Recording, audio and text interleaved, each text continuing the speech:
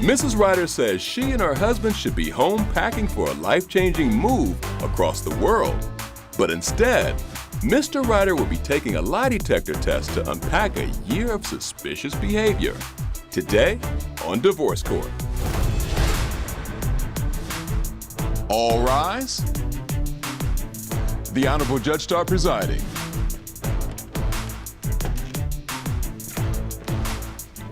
Hello, everyone. You may be seated. Your Honor, the case of Ryder v. Ryder. Thank you very much. Mrs. Ryder, Mr. Ryder, thank you for coming into divorce court.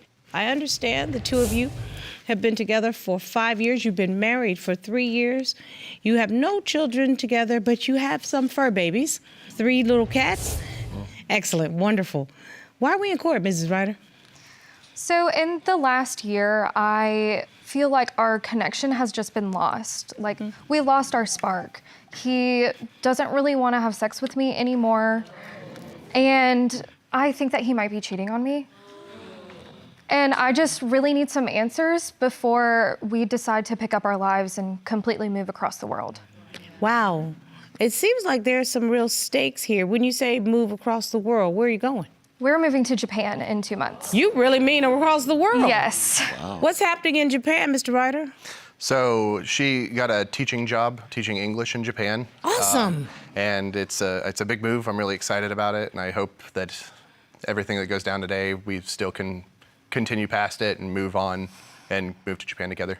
And Mrs. Ryder, there's something about your spidey senses that say something else is going on. Yeah, it's just been completely off in the last year, and honestly, I just need answers. I'm even prepared with papers today if he's been cheating on me. Meaning you brought divorce papers to court? Yes. I'd like to see those papers, Court. Sure thing.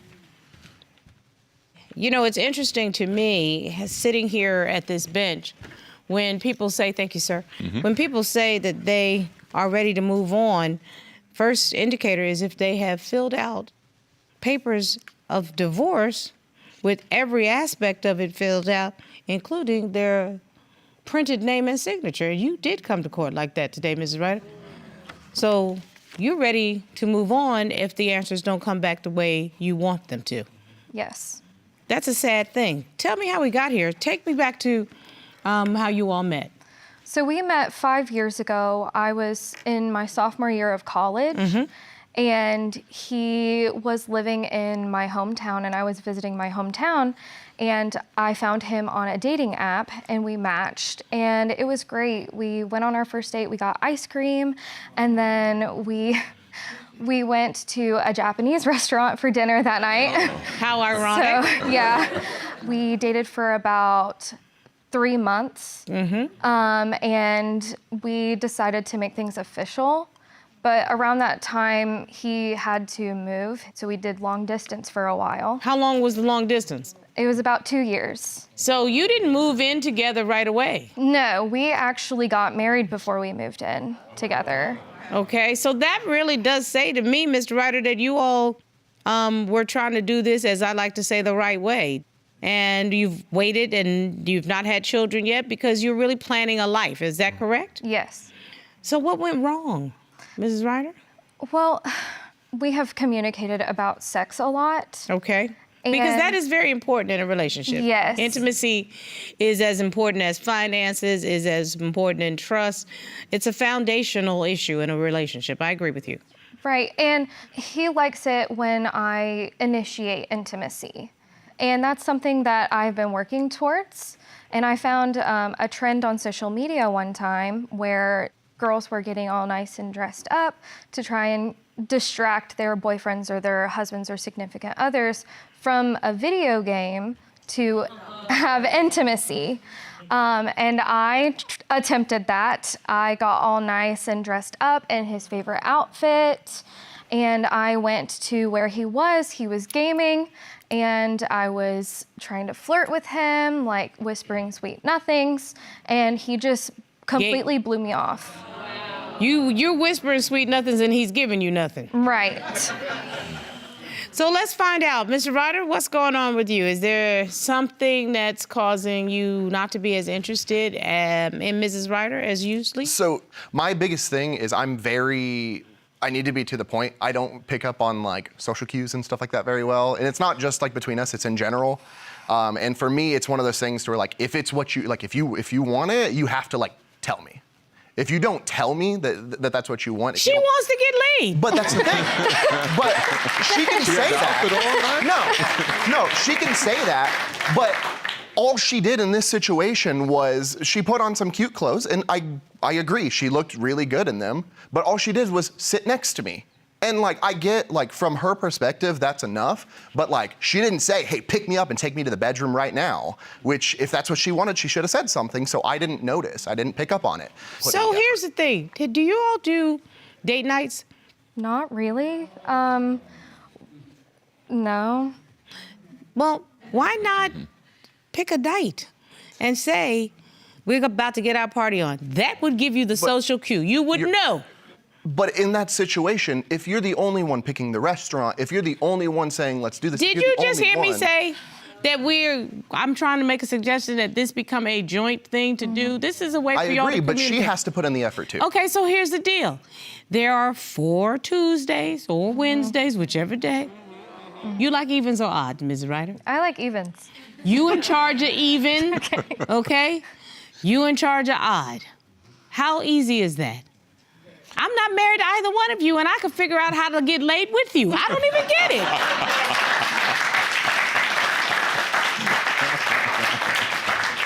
If you want to be together, you find ways to be together. You see what I'm saying? So there's something else that's going on. It's not just that.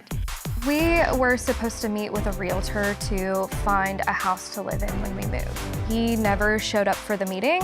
When he came home several hours later, I smelled alcohol on his breath. One of my coworkers, they live in a different state, but they had to come to Atlanta for a reason. Good. So I decided, let's get food. So, Mr. Ryder, you were out drinking.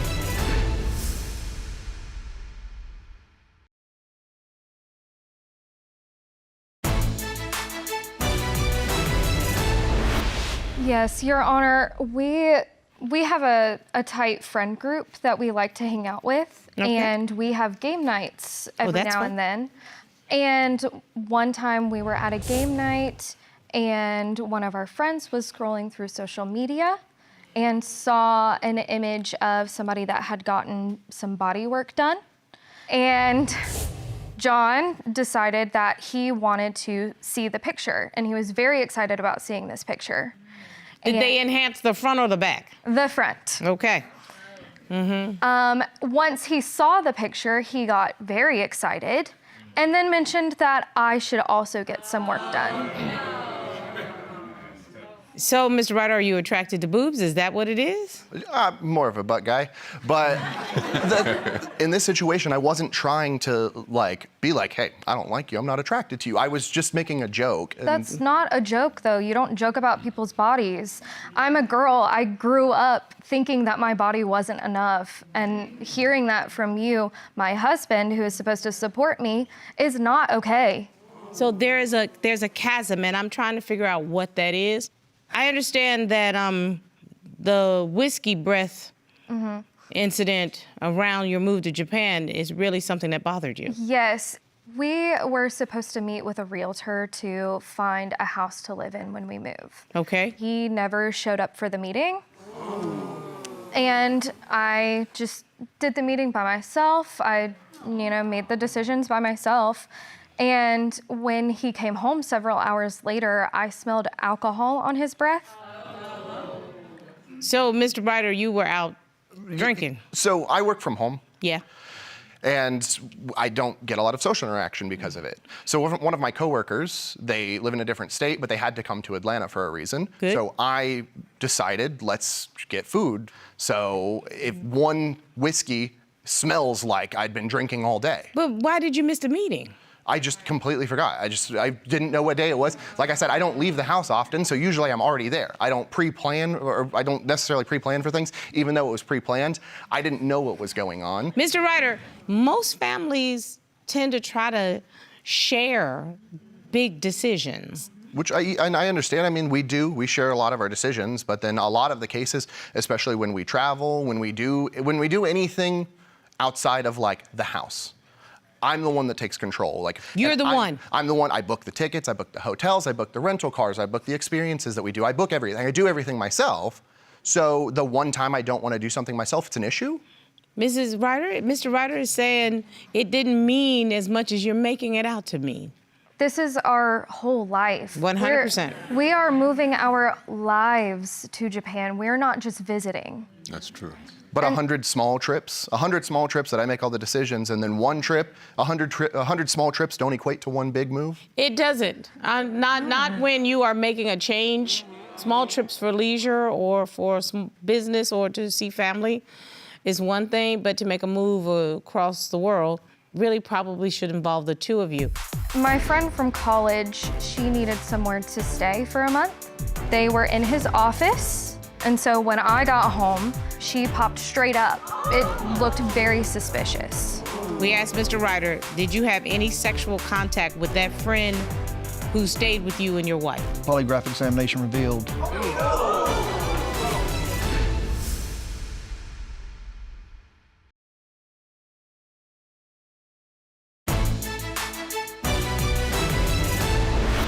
Something else is there. Yes. And I understand why you are questioning it. And I know that this ex-friend has given you fever.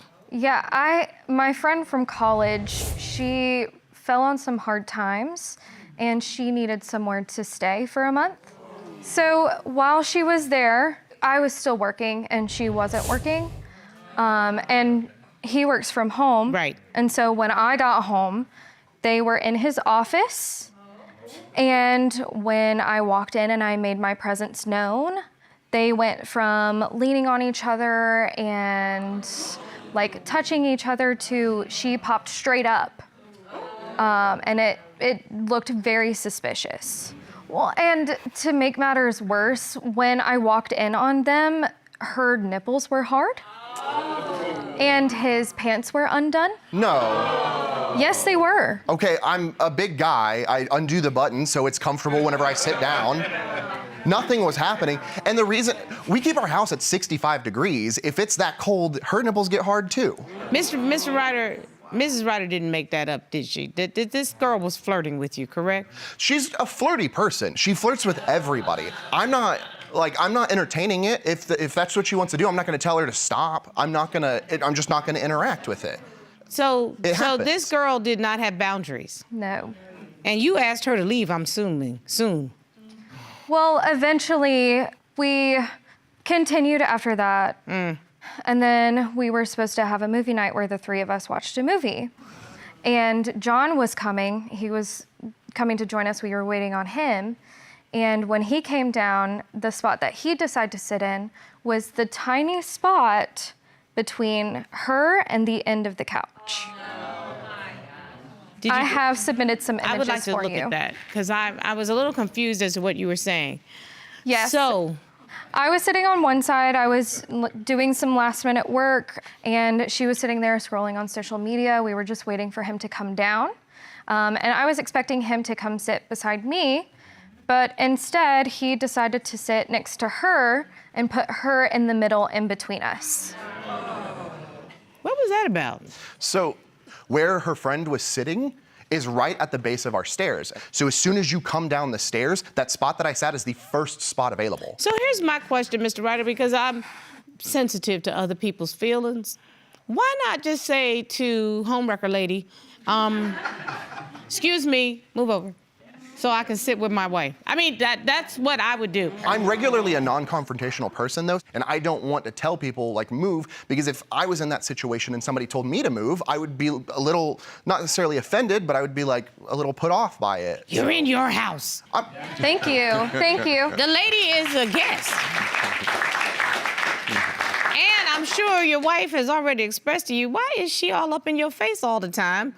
Yes. So that would have been in the back of my head. At least now I understand, Mr. Ryder, because I think that's fair. And that's why I know that, Mrs. Ryder, you petitioned the court for a polygraph examination, and Mr. Ryder, to his credit, said he 100% would take one. So let's ask the expert to come in so that we can put some of this to rest once and for all. Yes, Your Honor. Thank you.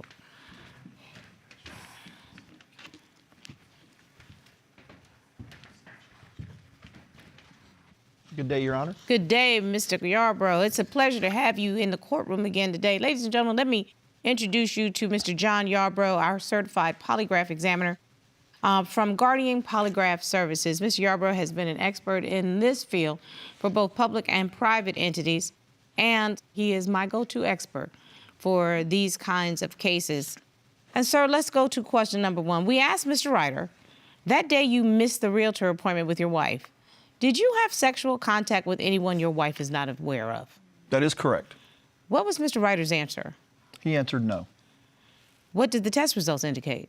The polygraph examination revealed he was being truthful to that question. See, I told you.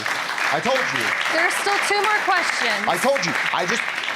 Like I said, I just don't have a lot of social interaction, so I just wanted to go see somebody that was not you, not in a disrespectful way. Okay. I just wanted more friends. Okay, we still have 2 more questions, so we'll see. We asked Mr. Ryder, did you have any sexual contact with that friend who stayed with you and your wife? That is correct. What was Mr. Ryder's answer? He answered no. What did the test results indicate? The polygraph examination revealed he was being truthful to that question See? as well. I told you. I specifically told you.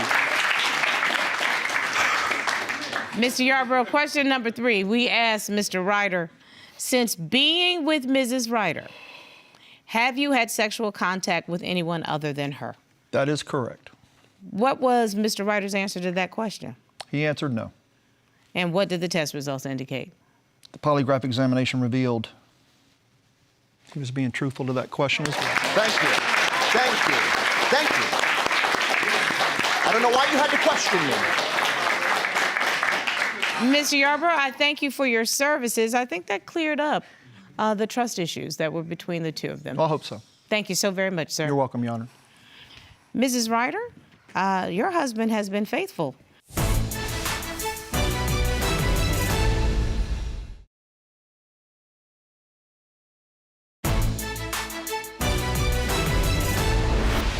You owe your husband an apology. I'm sorry I didn't believe you. It just felt weird, and if you have it in yourself to forgive me. I do. I'll be honest, I've just been stressed out. We found out that we were moving almost a year ago now, Yeah. and you've been stressed too. And I'm trying to do what I thought was best for you, and I see that what I thought was best for you was wrong, and I'm really sorry about that. I like him. Why don't I you did go give marry her a him. hug, man? I love you. Mr. Ryder, I want you to work on expressing yourself more. I think you articulated beautifully how 2 people can have different love languages, and you thought you were doing what was best to help relieve her stress, and what you were doing was actually adding more stress. And you interpreted his distance as not wanting you, when his distance was, in his mind, trying to remove another burden from you. I think you all need to talk more, and more importantly, I think you need to put Tuesdays in place. Okay? Okay. I'll tell you what, put this Tuesday on my tab. The court will treat you. Thank you.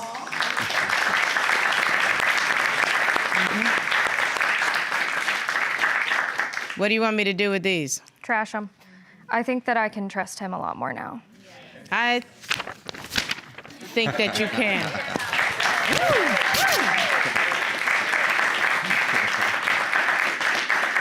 The court rarely tears up the papers.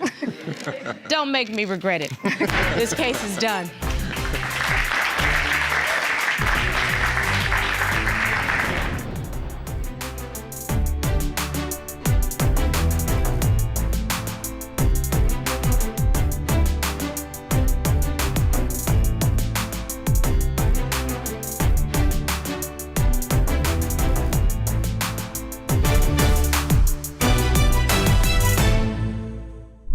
Made in Georgia.